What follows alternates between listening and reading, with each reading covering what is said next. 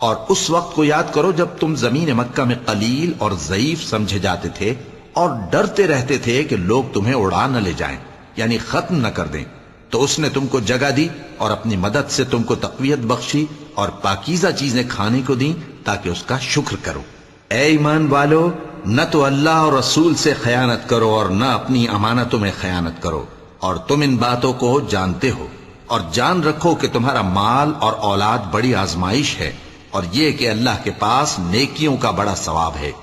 مومنو، اگر تم اللہ سے ڈرو گے تو وہ تمہارے لیے حق و باطل کا فرق ظاہر کر دے گا اور تمہارے گناہ مٹا دے گا اور تمہیں بخش دے گا، اور اللہ بڑے فضل والا ہے۔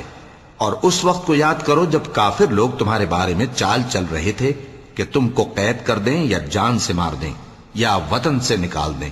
تو ادھر تو وہ چال چل رہے تھے اور ادھر اللہ تدبیر کر رہا تھا،